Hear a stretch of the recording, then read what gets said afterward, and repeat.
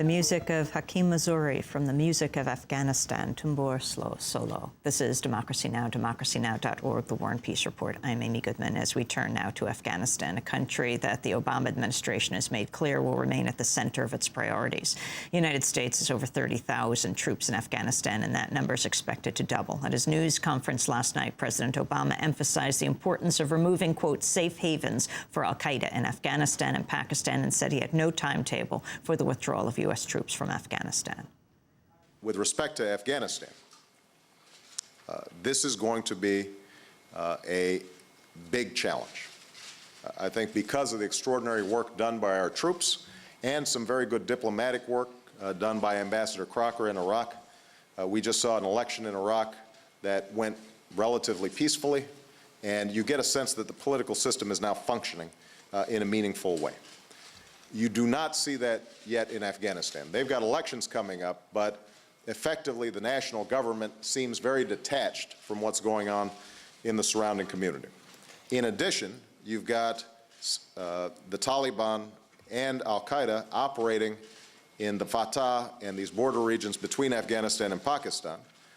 And what we haven't seen is the kind of concerted effort to root out those safe havens that would ultimately make our mission successful. So we are undergoing a thoroughgoing review. Not only is General Petraeus, now the head of CENTCOM, conducting his own review, he's now working in concert with the special envoy that I've sent over, Richard Holbrooke, one of our top diplomats, to evaluate a regional approach. We are going to need more effective coordination of our military efforts with diplomatic efforts, with development efforts, with more effective coordination with our allies in order for us to be successful. My bottom line is that we cannot allow al-Qaeda to operate. We cannot have those safe havens in that region. And we're going to have to work both smartly and effectively, but with consistency in order to make sure that those safe havens don't exist.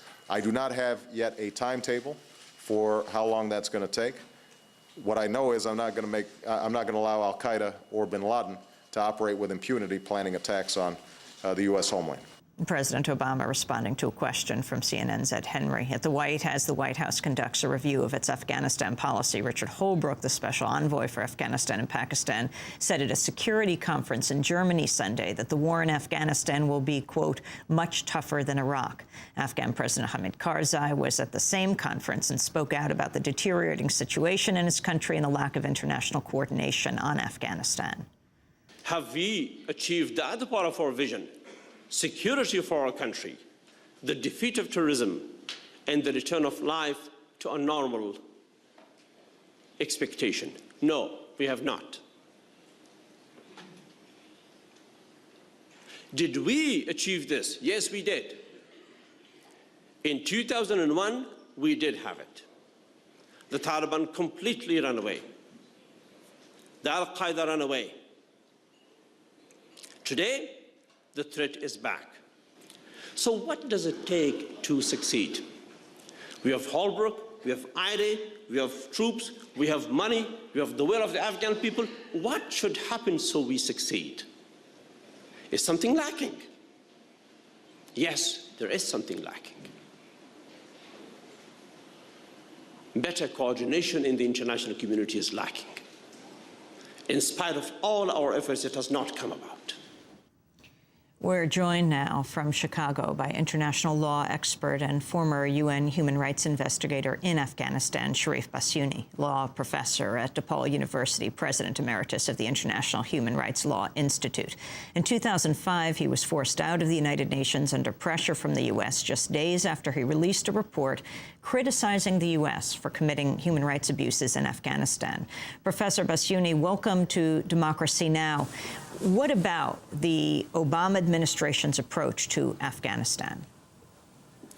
Well, I'm not really sure there is an approach yet. I think that there is an evaluation that is ongoing, and I get the feeling that there is a sort of a distinction between the way the chairmen of the Joint Chiefs of Staff and the Department of Defense sees things, and the way Holbrooke and the State Department experts see things. I think on the defense side, the military would be much more comfortable with having a specific military mission of simply going after the Taliban's al-Qaeda and their supporters in Pakistan.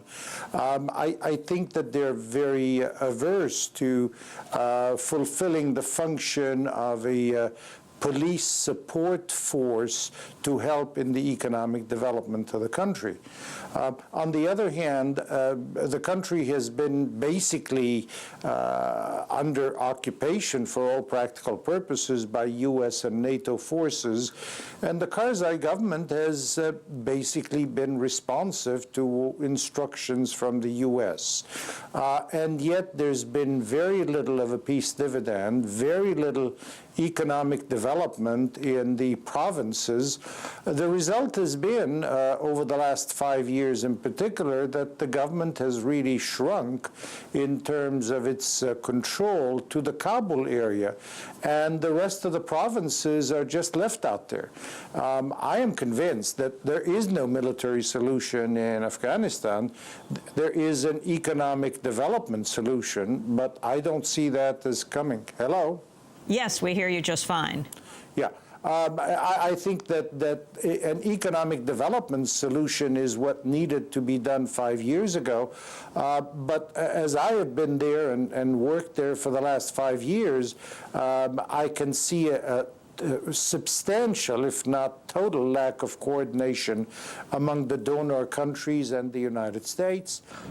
Each one is going their separate way. I mean, let me give you an example. I was very much involved in the coordination of the donor countries at the Rome Conference of Donors. In fact, I was the rapporteur for the conference. And I urged everybody that it was very important to have a comprehensive approach in the justice sector. And I gave an example of the fact that USAID had built 41 courthouses at a cost of over $200 million. And the day the U.S. ambassador went to the Minister of Justice to sort of hand over these courthouses, the Minister of Justice knew nothing about it and said, well, that's very nice, that's wonderful, but what am I going to do with these courthouses? And so obviously the ambassador said, well, you're going to use them for, conducting hearings and things like that. And the minister says, well, how about the furniture? And the ambassador says, well, that wasn't included in the contract we gave out for building the courthouses. And the minister thought for a while and said, well, how am I going to get the money to hire the personnel for staffing, the clerks, for maintaining electricity, water? And the ambassador says, I don't know, we're just giving you the buildings. And the minister says, well, I don't have the money to run them. And why didn't you ask us first what we needed and what else we would have needed to make use of the buildings? So the result was that for quite a bit of time, the buildings weren't used, and now only some are used for courthouses. Others are still closed. That's a small example, but you can multiply that by thousands of similar examples at all levels. You can't have economic development and nation building unless you have a centralized control based on a comprehensive plan with a timetable in order to achieve the type of peace dividend that would result in the population itself rejecting the Taliban. Right now, the population has nothing to gain by being supportive of the US and NATO. It has everything to gain by being supportive of the Taliban. Cherif,